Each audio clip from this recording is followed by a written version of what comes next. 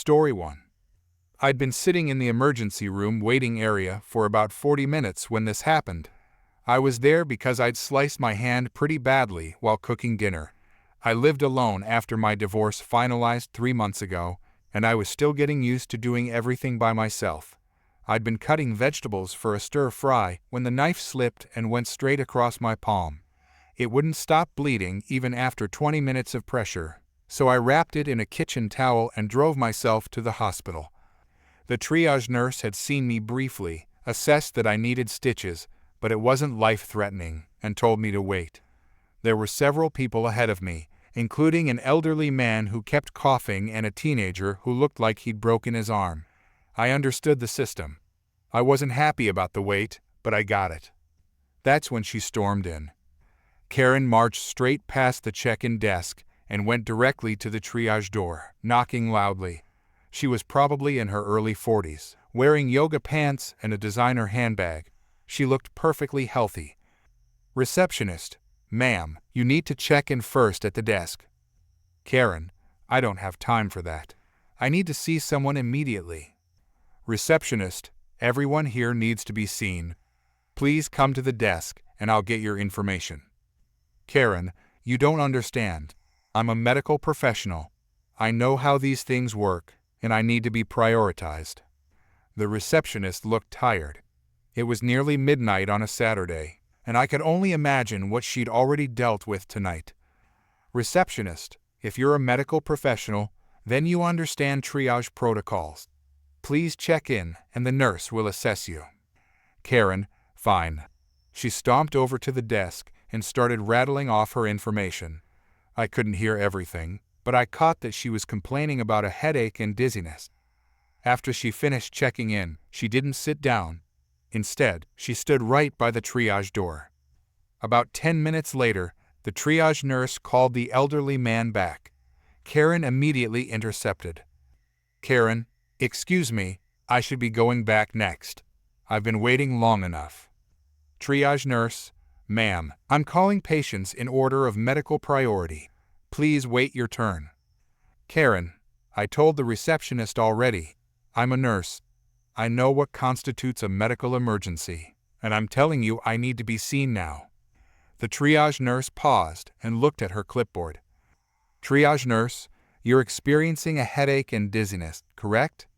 Karen, yes, and as a medical professional, I know these could be signs of something serious.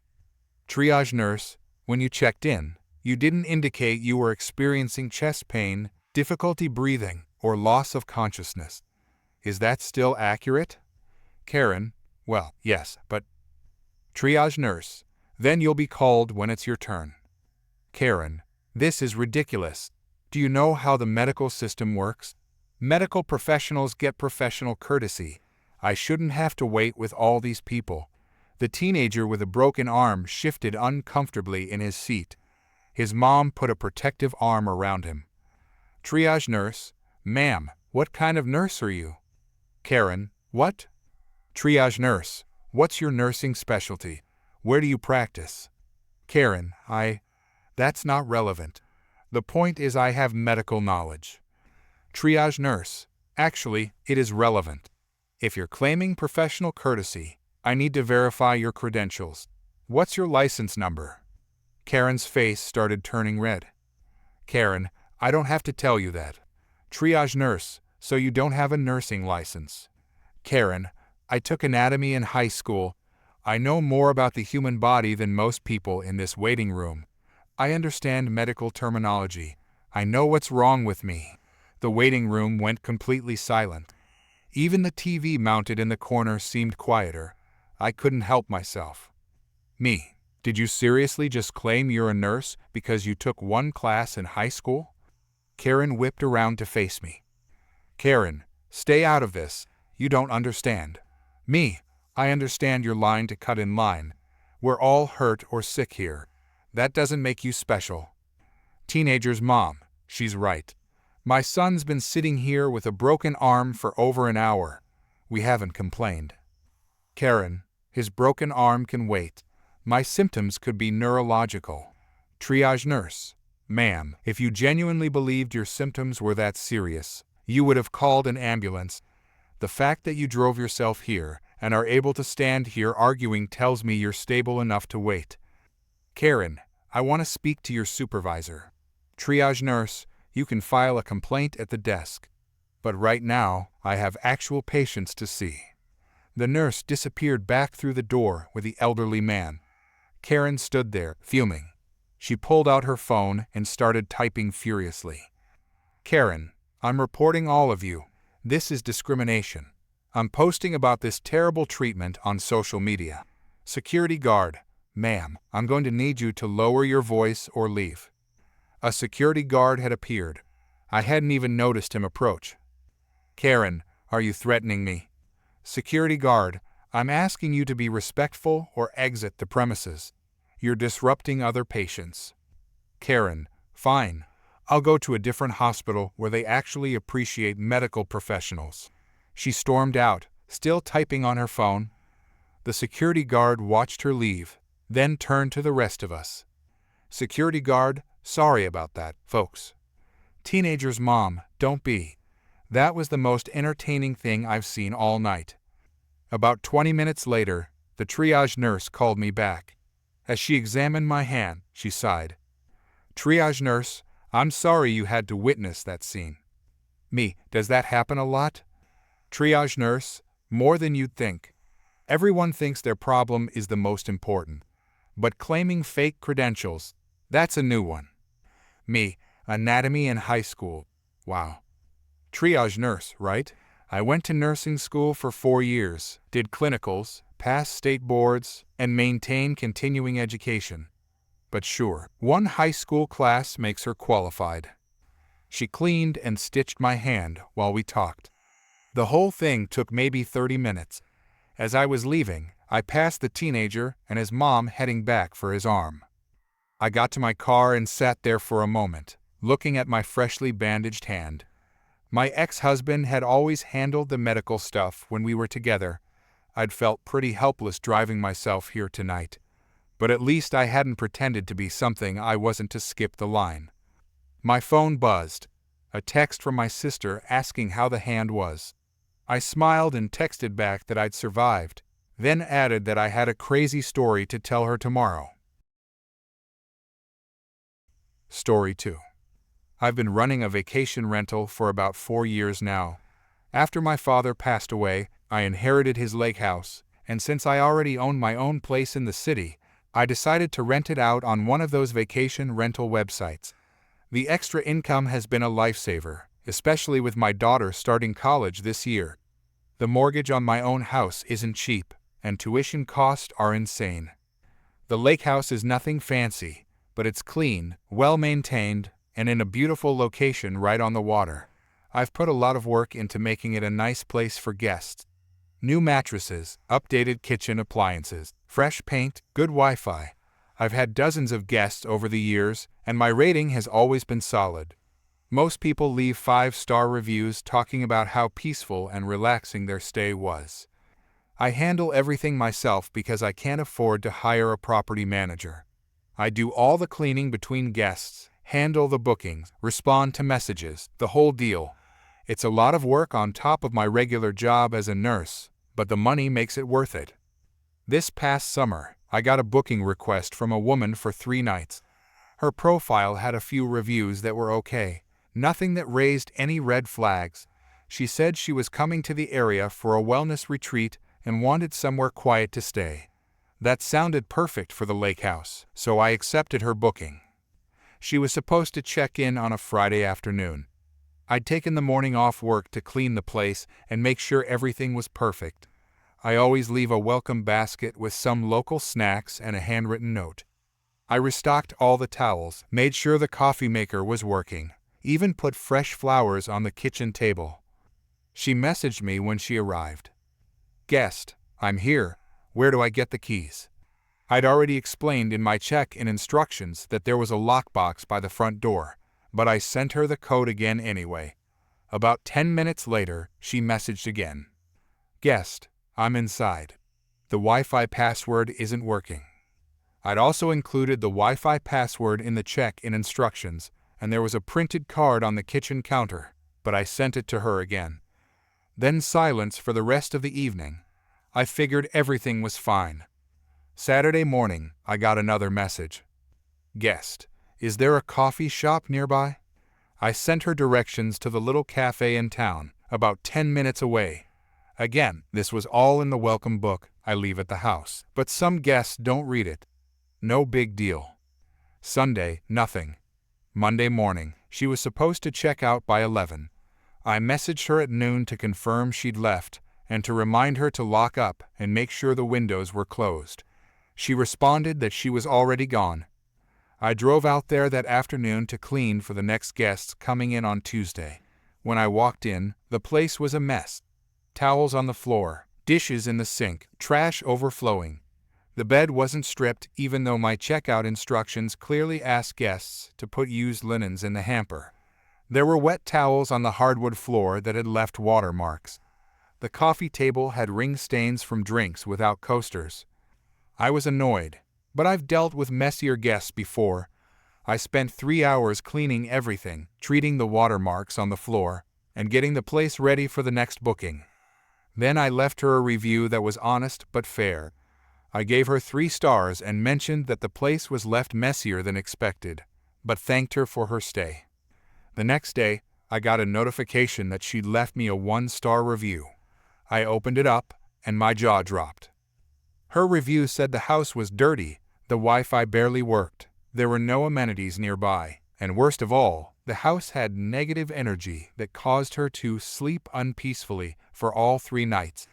She said she wouldn't recommend the property to anyone and that I was an unprofessional host. I was furious.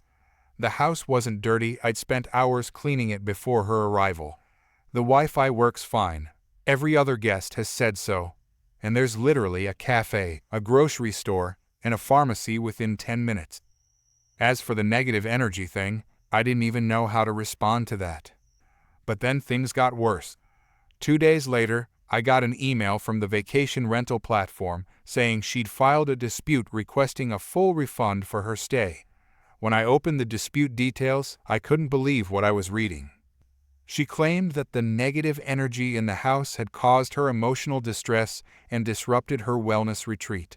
She said she'd stayed all 3 nights hoping it would improve, but it never did, and now she wanted all her money back. She'd paid $600 for the 3 nights. I immediately called the vacation rental platform's support line. I waited on hold for 45 minutes before finally getting a representative. Hi, I need help with a dispute. A guest stayed 3 full nights without a single complaint and now wants a full refund claiming the house has bad energy. Representative, okay, let me pull up your case. Can you give me the reservation number? I gave them the number and waited while they looked it over. Representative, I see the guest is claiming the property caused emotional distress due to negative energy. Did the guest message you during their stay about any issues?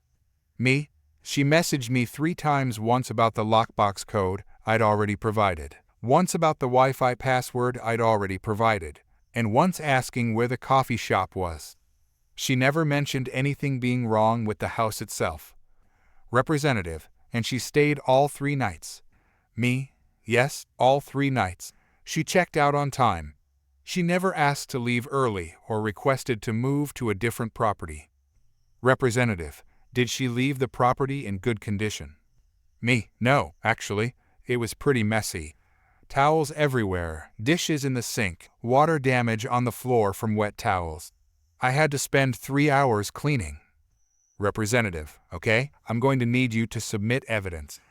Any photos from before her stay, any messages between you two, photos from after she checked out.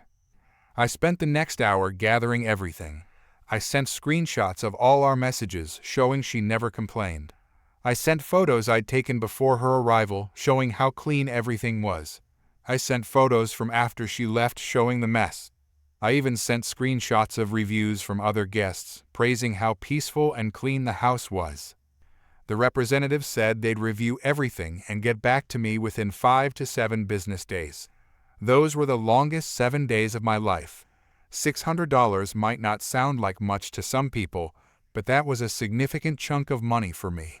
I'd already factored it into my budget for my daughter's textbooks. Finally, 8 days later, I got an email. The platform had reviewed the dispute and denied her refund request.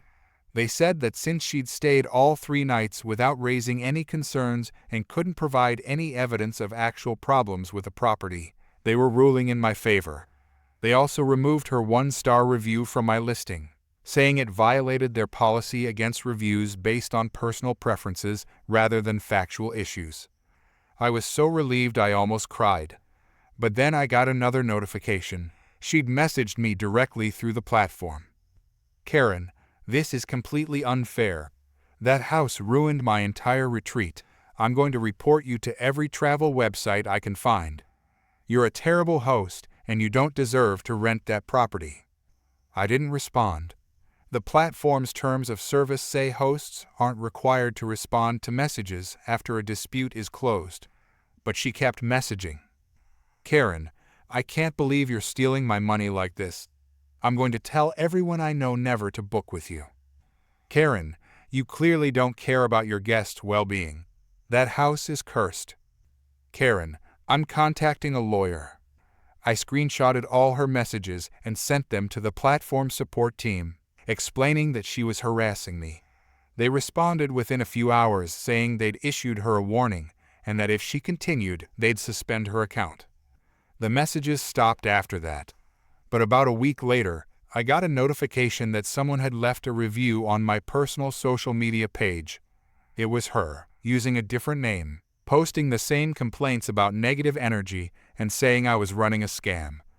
I reported the review to the social media platform, and they removed it within 24 hours for violating their harassment policy. I also blocked her on every platform I could think of. A month went by without any issues. Then I got a letter in the mail. It was from a lawyer's office. My heart sank as I opened it, thinking she'd actually followed through on her threat to sue me. But when I read the letter, I started laughing. It wasn't from her lawyer. It was from the vacation rental platform's legal team, informing me that they'd permanently banned her from using their service. Apparently, after her dispute with me failed, she'd tried the same scam with 2 other hosts, claiming their properties also had negative energy. The platform had caught on to her pattern and kicked her off completely. The letter said they were reaching out to hosts she'd affected to let them know she wouldn't be able to book with them again, and to apologize for any stress the situation had caused. They also included a $50 credit toward my next platform fee as an apology. I framed that letter and hung it in my home office. Every time I look at it, I remember that sometimes justice actually works out. Story 3. I moved to this city about 8 months ago for a software engineering job at a startup. It was a big change from my small hometown, and I was still getting used to how busy everything was. The job was intense, lots of late nights debugging code and meeting deadlines, so I treasured my weekends. I'd usually spend Saturday mornings sleeping in, then head out to run errands and grab lunch somewhere quiet. This particular Saturday, I'd slept until almost noon after pulling an all-nighter fixing a critical bug. I threw on my favorite red hoodie, the one with my college logo on it, some jeans, and headed out. I needed to grab some stuff from Target. Nothing major, just toiletries and maybe some snacks. It was one of those massive super Target stores with everything from groceries to electronics. I was in the shampoo aisle, comparing prices on my phone, when I heard someone clear their throat loudly behind me. I turned around to see a woman in her 50s standing there with a shopping cart, arms crossed, tapping her foot impatiently. "Karen, excuse me, I need help finding something." Me, I don't work here. Sorry. I turned back to the shampoo bottles, figuring that was the end of it. "Karen, don't be ridiculous. You're wearing red." Me, yeah, but I don't work here. I'm just shopping. Karen, then why are you wearing a red shirt? I looked down at my hoodie, genuinely confused by the question. Me, because I own a red hoodie. Look, the employees wear red shirts with name tags and khakis. I'm wearing jeans and a college hoodie.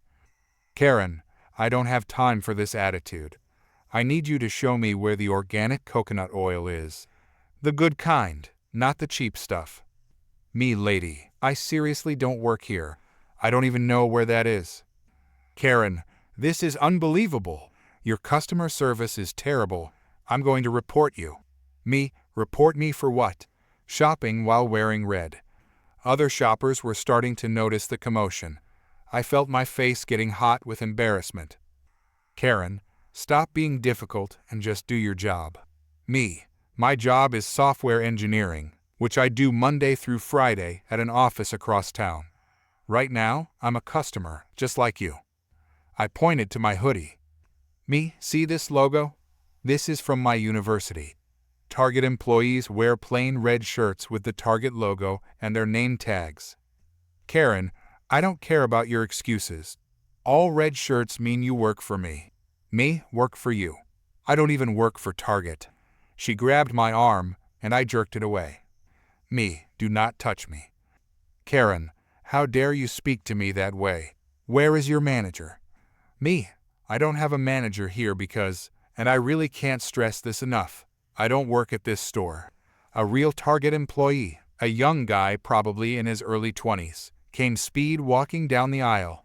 He was wearing the actual uniform with a name tag and everything.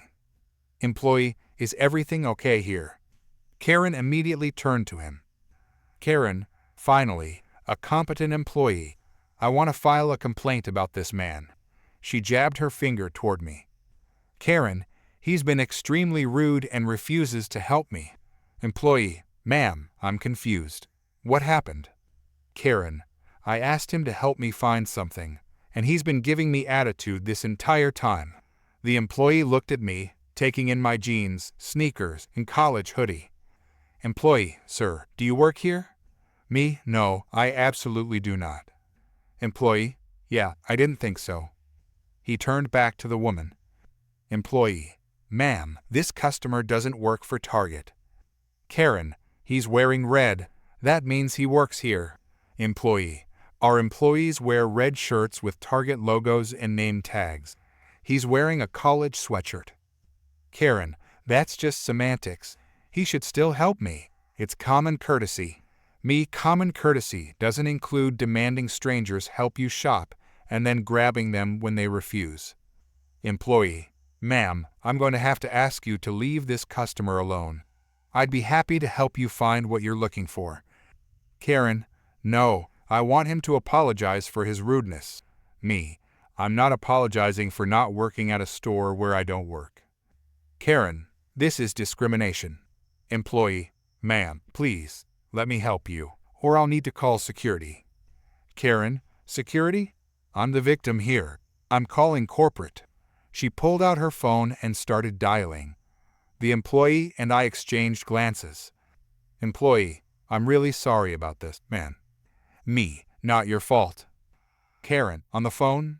Yes, I'm at the Target on 5th Street, and I'm being harassed by an employee who refuses to identify himself and a manager who's enabling him.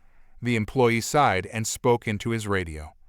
Employee, can I get a team lead to aisle B7, please? Within a minute, a woman in her 30s wearing a red shirt and lanyard with multiple keys showed up. The team lead. Team lead, what seems to be the problem? The employee quickly explained the situation.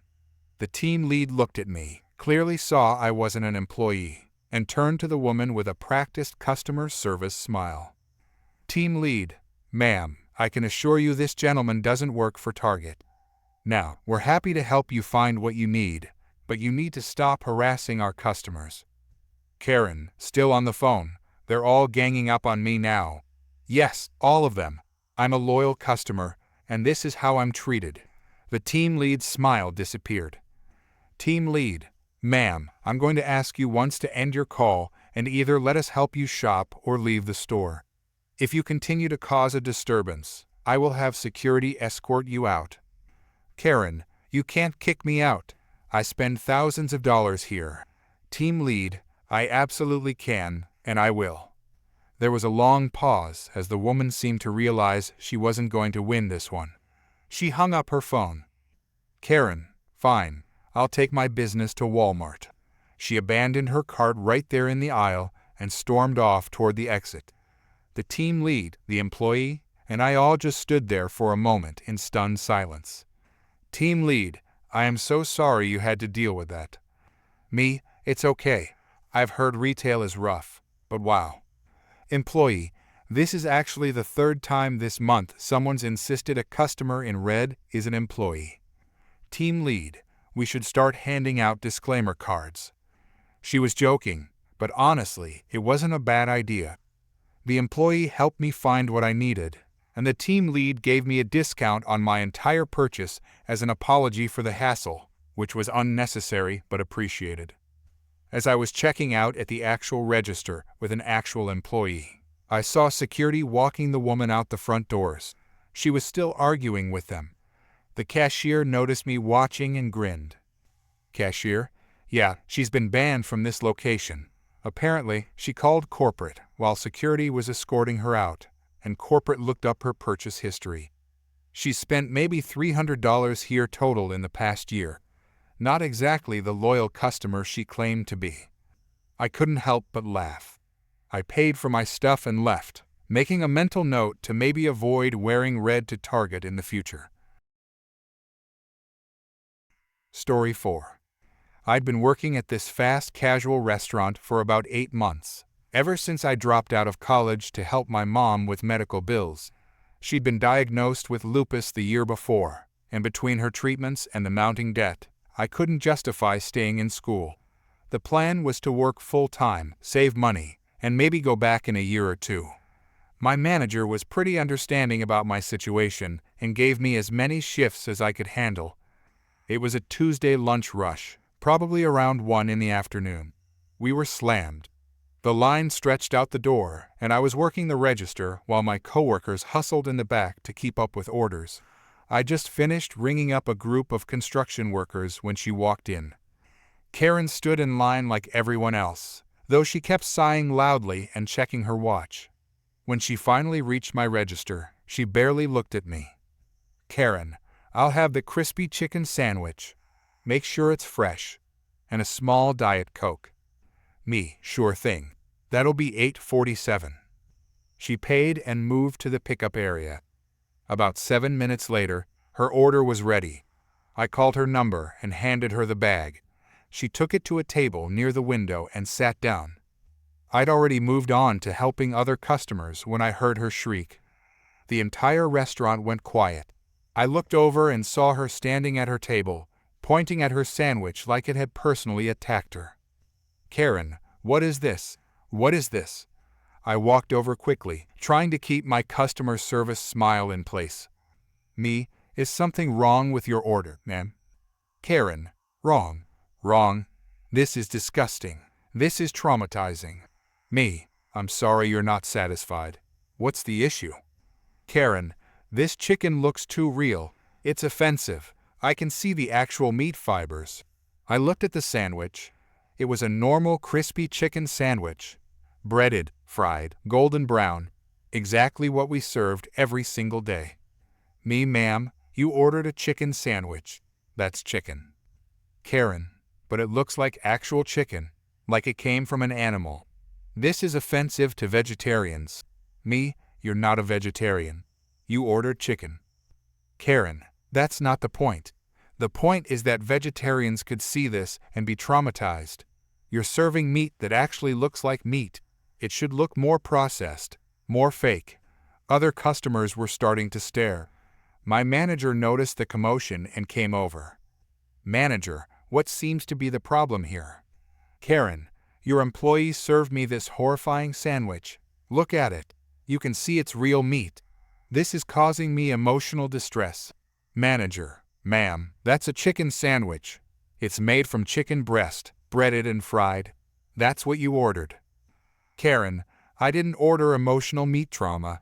This is unacceptable. I demand compensation. Manager, compensation for what, exactly? Karen, for the psychological damage of seeing meat that looks this real. I'm having a panic attack. This is triggering. I need therapy after this. She wasn't having a panic attack. She was standing there perfectly fine, arms crossed, with her designer purse on the table. Manager, if you're unhappy with the sandwich, I can offer you a refund. Karen, a refund? A refund? I need more than that. I need compensation for emotional damages. At least $200. Manager, ma'am, I'm not authorized to give you $200 because your chicken sandwich looks like chicken. Karen, then get me someone who is. I want corporate's number. I'm calling my lawyer. This is discrimination against vegetarians. Me, but you're not a vegetarian. You literally ordered meat. Karen, I might have vegetarian friends. They could have been here. They could have seen this. Manager, were any vegetarian friends with you? Karen, that's not relevant. A woman at the table next to Karen stood up. She'd been eating a salad. Customer, I'm actually a vegetarian. I've been one for 12 years, and I'm not offended by someone else eating chicken. That's insane. Karen, stay out of this. This doesn't concern you.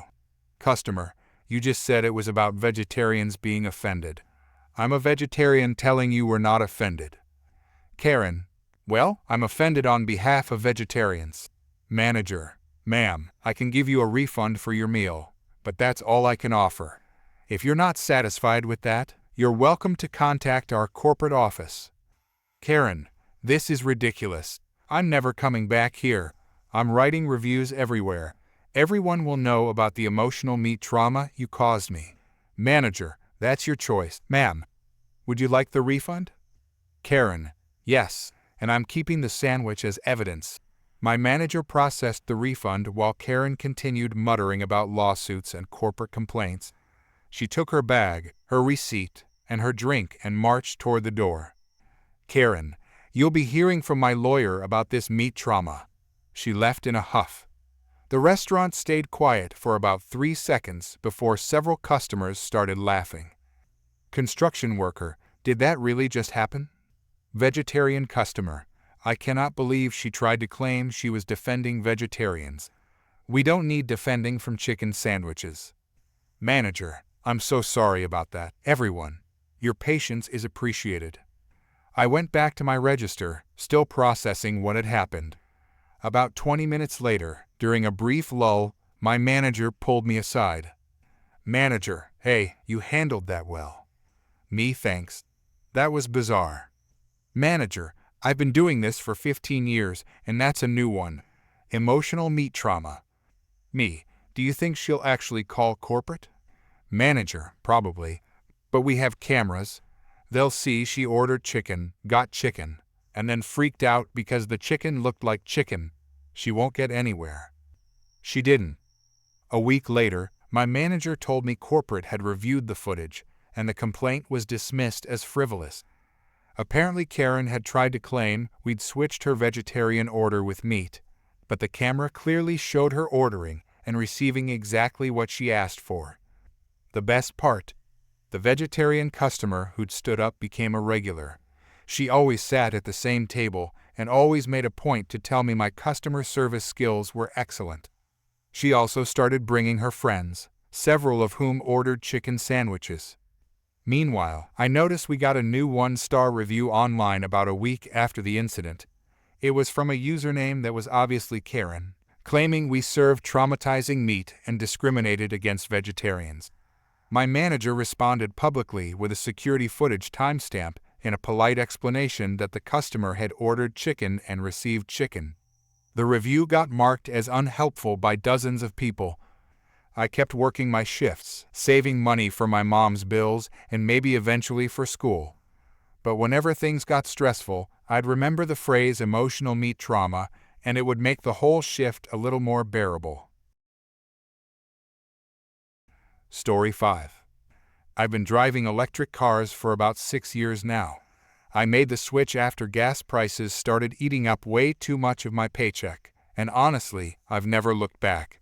I'm a delivery driver for a medical supply company, so I'm on the road constantly. The switch to electric has saved me thousands of dollars in fuel costs, and the maintenance is way cheaper too. My daily routine involves a lot of planning around charging stations. I usually charge overnight at home, but on days when I have a lot of deliveries, I need to stop at public charging stations to top up. There's a shopping center about halfway through my route that has 4 charging spots in the parking lot. I stop there probably 3 times a week during my lunch break. Plug in the car, grab some food, and by the time I'm done eating, I've got enough charge to finish my route. The charging spots at this shopping center are clearly marked. Big signs, painted lines, the whole deal. They're right up front near the entrance, which makes sense because you need to be able to access your car to unplug it when you're done charging. It's not like a gas station where you fill up and drive away. You park, plug in, and come back later. Last Tuesday started like any other day. I had about 15 deliveries to make, and I knew I'd need to stop and charge around noon. I pulled into the shopping center parking lot right on schedule, and that's when I saw her. This woman had parked her huge SUV right in one of the charging spots. Not pulled in halfway by accident, but deliberately parked dead center in the space. Her SUV was one of those massive ones that probably got about 12 miles to the gallon, and she was sitting in the driver's seat with her phone held up, clearly recording herself. The other 3 charging spots were occupied by cars that were actually charging. I pulled up next to her spot and rolled down my window. Excuse me, you can't park there. That's a charging spot. She looked at me, smiled this smug smile, and kept filming herself. Karen, I can park wherever I want. These are public parking spaces. They're designated charging spots for electric vehicles. There's a sign right there. I pointed at the sign that literally said electric vehicle charging only with a picture of a plug. Karen, I'm making a statement. You electric people think you're so special with your fancy spots. Well, I'm teaching you a lesson about entitlement. You're blocking a charging station I need to use for work. Can you please move? Karen, no. This is my constitutional right to park here. You don't own these spaces. I could see she was live streaming on her phone. She turned the camera toward me. Karen, see, everyone? This is what I'm talking about. These electric car people think they own the world. They get special treatment everywhere they go. Well, not today. I realized arguing with her was pointless. I pulled out my phone and called the non-emergency police line. While I was on hold, I could hear her still ranting to her phone about electric vehicles and how we're all brainwashed by the liberal agenda or something. I wasn't really paying attention. The dispatcher answered, and I explained the situation. She said they'd send someone out, but it might take a while since it wasn't an emergency. She suggested I also call the shopping center's management. I looked up the number for the shopping center and called them next. The property manager answered, and I explained what was happening. Manager, is she in the black SUV? I can see her on our security cameras. She's been there for about 20 minutes now. Yeah, that's her. She says she's making some kind of statement. Manager, we have a contract with a towing company for situations like this. I'll call them right now. Thank you so much. I hung up and decided to just wait it out. I moved my car to a regular parking spot and grabbed my lunch from the passenger seat. I figured I'd eat in my car and watch this play out. Karen was still live streaming, getting more animated by the minute. I could hear her from where I was parked. Karen, I've been here for almost half an hour now, and I'm not moving. If these electric people want to charge their cars, they can wait like everyone else. No more special treatment. A few other people had stopped to watch. One guy with an electric car pulled up, saw her blocking the spot, shook his head, and parked somewhere else to wait. Another woman walked by and actually stopped to argue with her. Woman, you know you're going to get towed, right? Karen, let them try. I'll sue. This is discrimination. Woman, discrimination against what? Gas guzzlers? Karen, against people who don't buy into your environmental propaganda. The woman walked away laughing. Karen kept filming, now talking about how she was being victimized by the woke mob. About 15 minutes later, a tow truck pulled into the parking lot. I perked up. This was about to get good. The tow truck driver parked behind her SUV and got out. He was this big guy with a clipboard, very professional looking. He walked up to her window and knocked. "Driver, ma'am, you're parked illegally in a charging spot. You need to move your vehicle." "Karen, I'm not moving. This is a public parking space." "Driver, it's a designated charging spot on private property. The property owner has requested you be towed." "Karen, you can't tow me. I'm live streaming this. Everyone's watching." "Driver, that's your choice, ma'am. But I'm hooking up your vehicle now." "Karen, this is illegal. I'll have your job." The driver just shrugged and went back to his truck. He started positioning it to hook up her SUV. That's when Karen finally got out of her car, still holding her phone up and filming. "Karen, this is what fascism looks like. People, they're literally towing my car for exercising my rights." "Driver, ma'am, I need you to step back while I work." "Karen, no, I'm not letting you steal my car." "Driver, I'm not stealing it. You can pick it up at the impound lot. Here's the address." He handed her a piece of paper. She knocked it out of his hand. "Karen, I'm not going anywhere. You're not taking my car." That's when the police showed up. One officer got out and walked over. "Officer, what's going on here?" "Driver, she's parked illegally in a charging spot. Property owner wants her towed. She's refusing to cooperate." "Officer, ma'am, is this your vehicle?" "Karen, yes, and they're trying to steal it." "Officer, they're not stealing it. You're parked in a designated charging spot. You need to either move your car or let them tow it." "Karen, this is unconstitutional. You're violating my rights." "Officer, ma'am, this is private property. You don't have the right to park wherever you want." "Karen, I'm documenting all of this. My followers are watching. You're all going to be famous." The officer looked tired. I got the feeling this wasn't his first time dealing with someone like this. "Officer, that's fine. But your car is still getting towed." The driver had already hooked up her SUV by this point. He got back in his truck and started lifting it. Karen started screaming. "Karen, no, stop, you can't do this." She tried to grab onto her SUV's door handle, but the officer pulled her back. "Officer, ma'am, you need to calm down, or I'm gonna have to detain you for interfering with a legal tow." That seemed to get through to her. She stopped struggling, but kept filming and yelling about oppression and discrimination. The tow truck driver finished securing her SUV and drove off with it. Karen stood there in the parking lot, still filming herself, now crying about how her car had been stolen. The officer handed her a piece of paper with the impound information. "Officer, you can pick up your car here. There's a towing fee and a storage fee. You'll also likely get a citation from the property owner."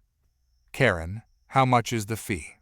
"Officer, usually around $300 for the tow, plus $50 per day for storage." Her face went pale. She finally lowered her phone. "Karen, $300. Officer, plus storage. And you'll need to get there within 24 hours or the fees go up." "Karen, this is highway robbery." "Officer, no, it's the consequence of parking illegally. Have a nice day." He got back in his patrol car and drove off. Karen stood there for a minute, looking completely lost. Then she seemed to remember she was still live streaming. She lifted her phone back up, but her energy was gone. "Karen, so, I'll update you guys later. I have to go deal with this." She ended the stream and started walking toward the shopping center entrance, probably to call someone for a ride. I got out of my car and walked over to the now empty charging spot. I pulled my car in, plugged it up, and went inside to finish my lunch. When I came back out 30 minutes later, my car was charged and ready to go. I unplugged, got back on the road, and finished my deliveries for the day. That evening, I was scrolling through social media and saw that someone had screen recorded her entire live stream and posted it. It had millions of views. The comments were brutal. People were tearing apart her logic, making memes, the whole deal. Someone even made a remix of her yelling, "You can't tow me." That went viral. The best part: The shopping center's management company saw the video and issued a statement saying they were banning her from the property for 1 year. She tried to walk back her protest in another video, claiming she was just trying to start a conversation, but nobody was buying it. I still charge at that shopping center 3 times a week. Haven't seen her since.